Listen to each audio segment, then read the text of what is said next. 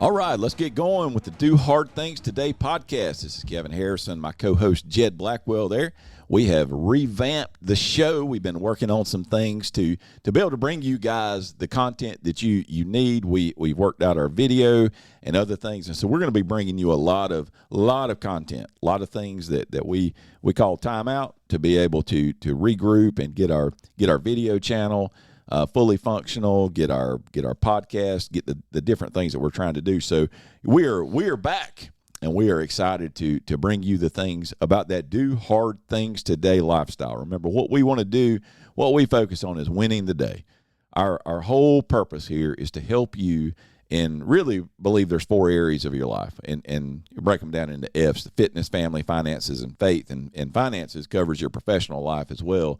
Feel like those are 4 areas that you got to keep in balance, and they're never going to be in perfect balance. But we believe you've got to keep those things. If any one of those things gets completely out of whack, it's like a car going down the street that's out of balance, just womp womp womp womp womp going around. So we're going to be bringing you different things for all 4 of those areas, and we wanted to kick back off. And kicking back off was just wanted to give you some real actionable things. Been thinking about different things of as I've been studying, preparing, doing some research for the show, and some of the really exciting things we've got coming for the show, and some guests that we're lining up. Been thinking about what is success, and what are some things, characteristics of people. And as I've been studying different people in all kind of different realms, whether it's athletes, professionals, different things. What are some things that keep them and make them successful? And so my co-host Jed, I've got this list, and I'm going to bang some of these off of him. And I know he loves that. He loves being put on the spot, right? Yeah. Yeah. It's my favorite thing. It's your favorite thing. And so I've got 5 things, and I want to go over these, and I want this to be something that Jed's going to be interacting with these, just like you as the listener is going to be interacting with these, and we're going to have a conversation. And I want you to think about yourself and think about your own life, and think about the times that you have been successful, and then think about the times that you've not been successful. And I want you to help see if these are things that would be things that would make you successful. All right. I want to start with number 1.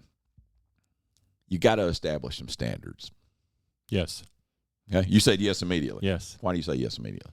Because I spent in my former career 3 years establishing a standard. Okay. What do you mean establishing a standard? I was a high school sports reporter I was a journalist for that whole time, and I covered some city government and some random feature things and some general stuff, but mostly I was a high school sports reporter. And about 2 years into it, I learned how it needed to be done. And about 10 years into it, I got pretty good at how it needed to be done.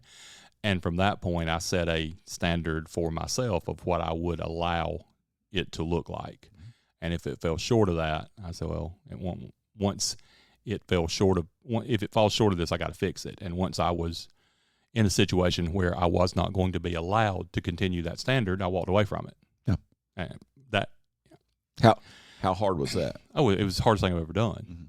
But it's something that had to be done, because every time I miss it, and every time I talk to somebody that's still in that situation, it's just getting worse. Mm-hmm. It would kill me by now. Yeah. I feel like. That's, some people call it integrity, mm-hmm. where it is I'm establishing a standard for myself. And I hope you guys heard what he said. You establish these standards. You see what right looks like. Right. And you determine, I don't want to go below this standard. Yep. Now, you think about all areas of your life, and you establish those standards in these different areas. And if you do, most people spend their entire lives and they never do what you just said that you did. Yeah. Professionally, physically, spiritually, in their family, with their friendships, whatever it is, they never establish those standards of this is what this is supposed to look like. Right. And it can be so many little things. It doesn't have to be some gigantic, this is what the standard is. You nobody ever read a baseball or softball story from me that assigned an error to a kid. Just didn't do it. Yeah. Doesn't matter. They're not getting paid. They're not even getting scholarship money. You don't say who made the error. You do include the pinch runner. You absolutely, if there's inappropriate behavior in any, inappropriate is not a good word. If there's illegal behavior in any way, you decide early what level you're going to report. And if it rises to that level, it doesn't matter if it's your best friend's kid. You're reporting that. Yeah. It's anything in between those two things. That's your standards are what your standards are, and it can be a wide gamut of things, but you have to stand by that. Yeah, and successful people do that. Yeah. Successful people in their lives, they've established standards in all these different areas, and they just will not compromise I'm not going to hit snooze this morning. Yeah, not going to hit snooze. Right. That is a standard, and that's a simple standard. But it is a standard that if you can figure that out, mm-hmm. where you do not hit snooze and you get up and you attack your day, a whole bunch of really good things are going to happen that day. Yeah. Almost guaranteed. So establish standards. The next thing is they quiet the noise. Now, we talk about noise. If you walk outside or if you're standing next to a busy highway, you hear horns, you hear cars going by, you hear all these things. So much stuff coming at you. When you think about noise and distraction and those kind of things, what are those things that we deal with now in 2025? Maybe we didn't even deal with it a year, 5, 10, 15, 20 years ago. What are the noisy things that we've got to cut out? Well, going immediately to that 10-year window is your phone. Put it down.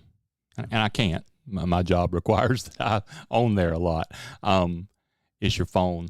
It's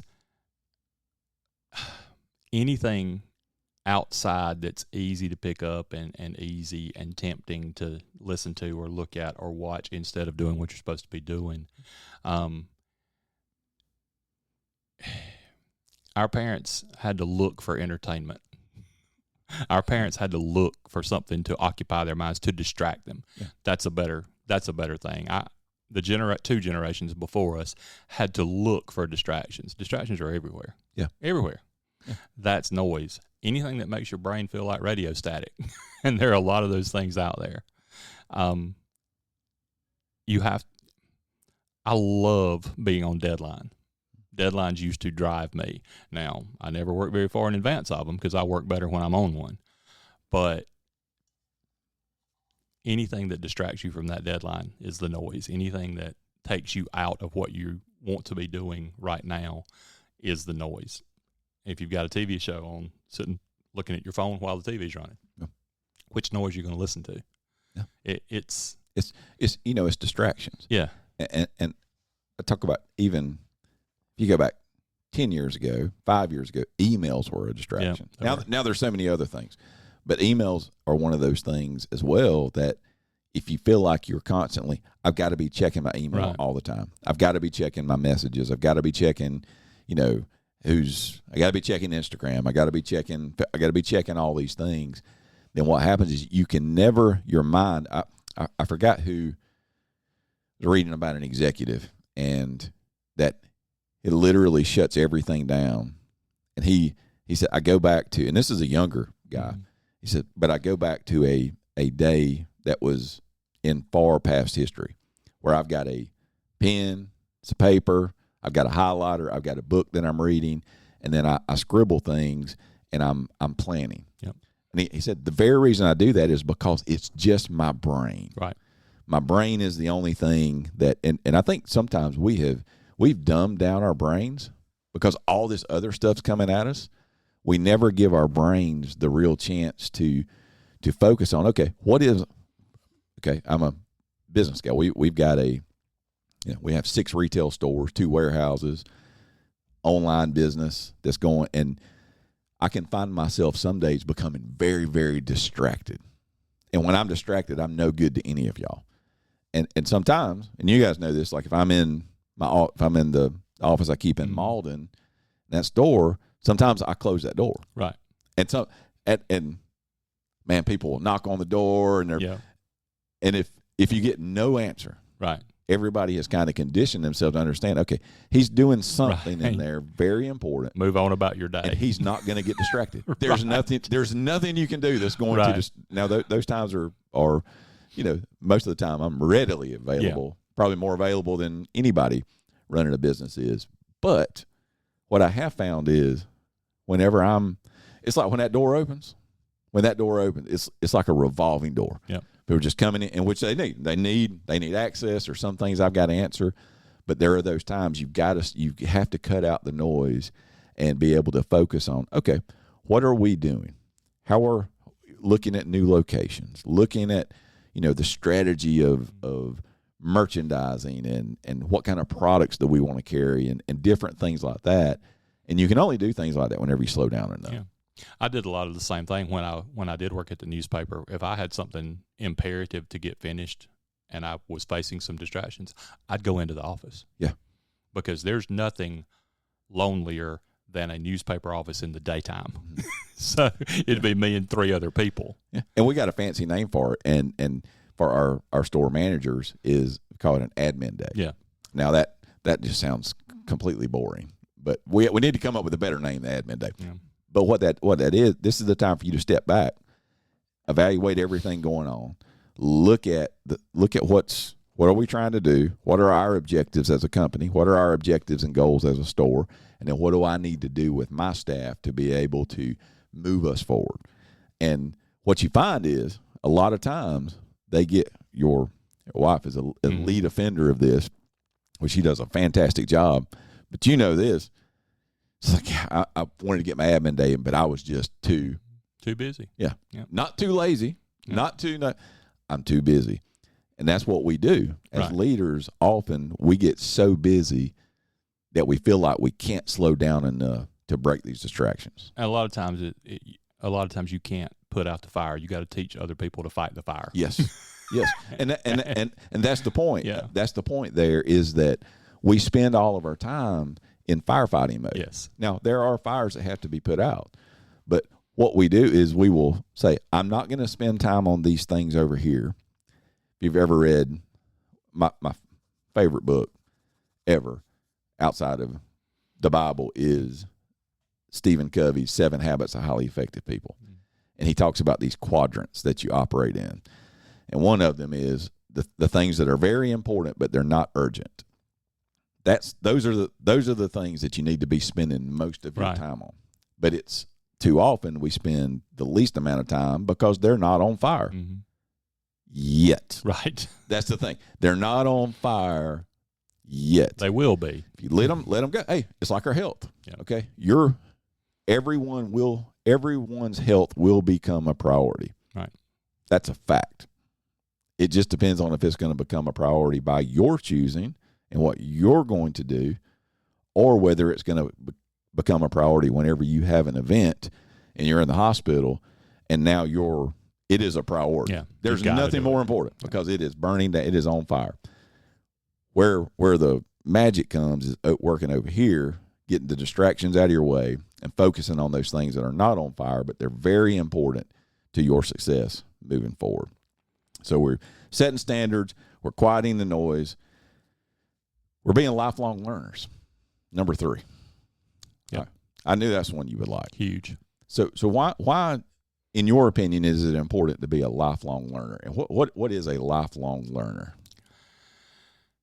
If I had to describe it, if I had to put it into words, it is not being so arrogant that you think you know everything about what you're supposed to be an expert in. I was supposed to be an expert in what I did. And now today I'm no expert at anything. I learn something here literally 3, 4, 5 times a day. But as a journalist, I was pretty good. I was in it for a long time. I advanced to the point where I was that one of the old guys in the state that people ask things, but people would ask me things and then do the complete opposite. People would ask me things and then ignore it because you fall into the trap of thinking you know everything. Mm-hmm. Anybody who does the same job as you can make you better. Yeah. If you'll let them. Yeah. And all you have to do to let them is observe them and ask questions and find out what there might be 9. If you and I did the same job, there might be 9 things that I did better than you. But that 10th thing, you're going to do better than I. Mm-hmm. If I can figure that out, well, now I can do 10 things pretty well. Yeah. And then the next guy I meet, maybe I listen to him, and there's 11. And this next girl, maybe she can teach me 3 or 4 different things. And now all of a sudden you're if you go from 9 to 15, now you're 6 times better than you were. Yep. And it makes no sense not to absorb all you can from people who are doing the same things as you're doing and can or even completely different things that you're interested in and can teach you a little bit. Why do people watch YouTube videos? Why do I spend time watching golf and barbecue YouTube videos? To get better at golf and barbecue. Why doesn't that apply to your job? It does. Yeah. It absolutely does. The words you used, you said people are too arrogant to think that someone else is smart. Well, that's the black hole that many people die in. Is I've got it figured out, and so hey, everybody else, yep, you talk, but I'm not listening, and then they just die a slow death because it is different. You know, anything that you're doing, heck, man, we're in retail, and it's a completely different environment than it was 5, 10, 15, 20 years ago. It will be a completely different environment 5 years from now than it is right now. So how are you learning? I'm about to go to a trade show.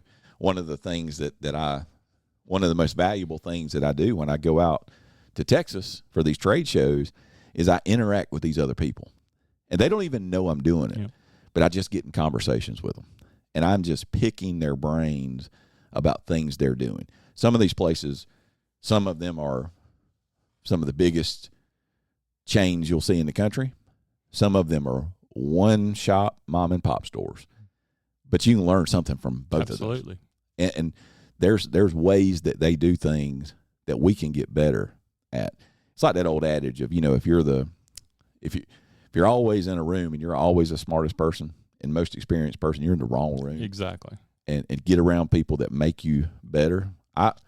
When I interact with all of our team, of no matter who they are, brand new, most seasoned, whatever it is, there's things we learn and things that shape our company and the direction we're going in just because of the people that you're able to interact with. Same thing with reading. There's, and I know maybe it's Audible, maybe it's podcast, whatever it may be, but are you bringing in knowledge that helps you to grow? And that's often something that does. I forget the statistic. You may know it because you were a journalist, of how many nonfiction books on average the average person reads in a year. Oh, it's around 1, or it was. Yep. Yeah. It's a little bit less than 1. Yeah. Now, but then you go, and if you look, this was in The Millionaire Next Door, the average millionaire, how many they read. And it's 10 times that. Yeah. And it's not about money and making money. It's about how are you growing and learning and staying ahead of the curve. Right. And so you want to be a lifelong learner. Next thing, number 4, is you're going to welcome adversity. That was tough. That one stinks, man. That was tough. Why would we want to welcome adversity? To be successful, why would you want to welcome adversity? Because it goes back to those first 3. Facing any kind of adversity, if you've got standards, if you're a lifelong learner, if you drown out the distractions, you don't always overcome adversity, but you're in for a much cleaner and more even fight if you do those first 3 things. And adversity tests you. The old saying is, smooth seas never made a good sailor. You gotta fight some current. There's got to be some rough in there. Yeah, Kobe Bryant, iconic when he tore his Achilles, and then went and made the free throw. You remember that? Yep. So he gets injured, and Achilles injury it's a bad injury. Yeah, you're done pretty much for a while. And at that point in time, back in those days, it sounds funny saying back in those days when Kobe was there, but it was back years in ago. Those were career they were career enders. Yeah. Well, he goes up and he makes the free throw, and then he got interviewed a couple of days later and was like, man, this could mean this. And he said those words. He said, he said, I welcome adversity. Yeah. While we're talking about sports, I've got another one, Jack Nicklaus. First or second best putter to ever strike a golf ball. He's certainly on the list. And somebody asked him one time, Jack, how did you make all those pressure putts? He said, well, I've never missed a putt in my mind. So that speaks to that a little bit too. Despite the pressure, despite the adversity, despite the things going on, he saw it happening, and a lot of times he made it happen. Yeah, and those kind of people, they welcome that adversity in because the internal pressure they put on themselves is much greater than any pressure coming from anybody else. It's those people are there. It's why they're often called savages. Yeah. You hear football coaches all the time, basketball coaches all the time. They want to make practice so hard that a difficult game is nothing. It's nothing. Yeah, they've been there. It's like you talk about the fourth quarter when you're out there running gassers and you're just and you got people throwing up and they're all these things are going on. Of course, they don't push them that hard anymore. Yeah. But you'll see those people and it's because hey, in the fourth quarter we're going to be ready. Right. When the trouble comes, we're going to be ready. And the sports analogies are just they're so strong in this of when you can tell when it hits the fan. I was watching. Have you seen the Netflix special SEC football? The SEC football Netflix has got a special. It's like 7 episodes, and it's just talking about just SEC football. Yeah, the Saturdays in the South. Yep. Yeah, I've seen that one. Yeah. So I was watching the one that was talking about the Alabama and the Vanderbilt. It was about that huge upset of Vanderbilt beating Alabama. Yeah. And they came and it was like it was this story being told. And so they're showing the highlights and the different things and they're interviewing the Vanderbilt coach. And Alabama came back. Vanderbilt jumped out and they jumped out to a lead. Alabama came back and they went ahead. And the Vanderbilt coach, he said, I'm looking over on the sideline. He said, in Vanderbilt history, and for those of you not familiar with Vanderbilt, they've been the doormat of the SEC forever. I mean, everybody just chalks him up as a win. He said, this is the time when every single time in the history of our program we folded. He said, but I looked over there on the sideline, and that Diego Pavia, he was our quarterback. And he said, I had this bulldog that every time he gets knocked down, he gets right back up.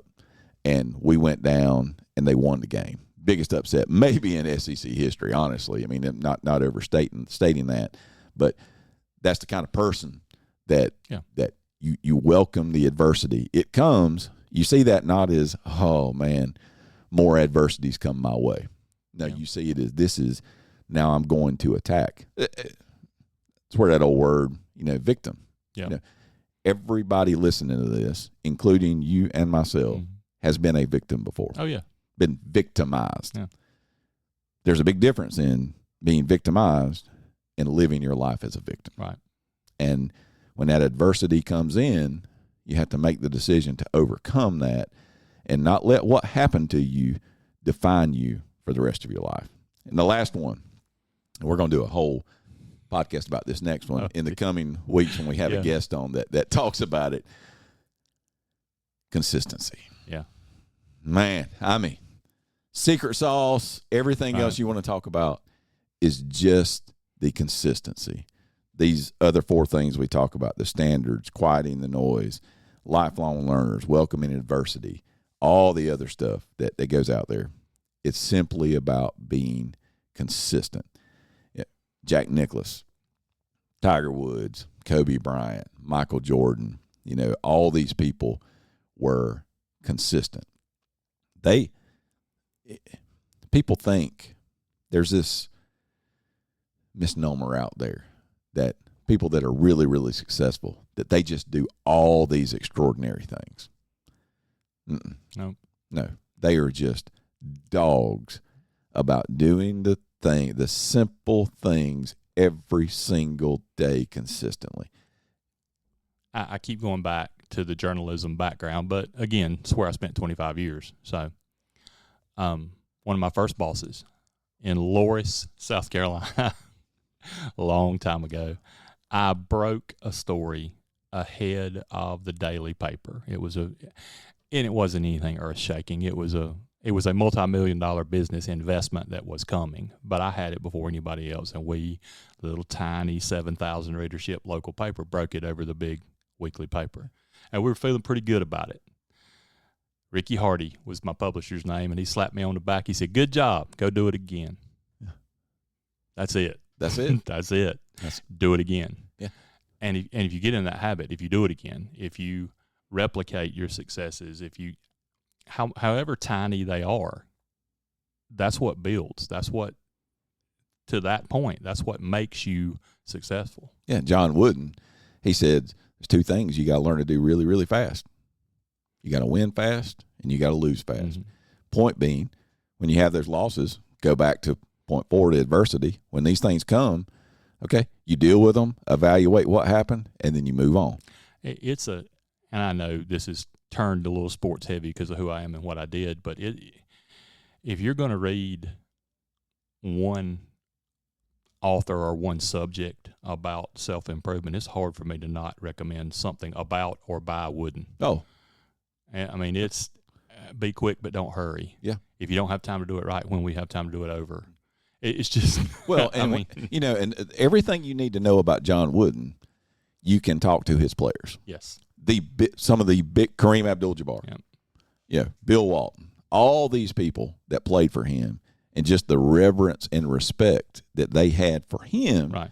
All these things we talk standards and other stuff. Bill Walton, talk to him about having to cut his hair. Yep. Kareem Abdul-Jabbar, when he came in, and just how he was cared for, pushed, held accountable, all those things. And it's every year, when he would start practice, and you got back then UCLA was the best of the best. He'd roll the basketball out. Gentlemen, this is a basketball. He'd tell them how to put their socks on so they didn't get blisters. Yeah.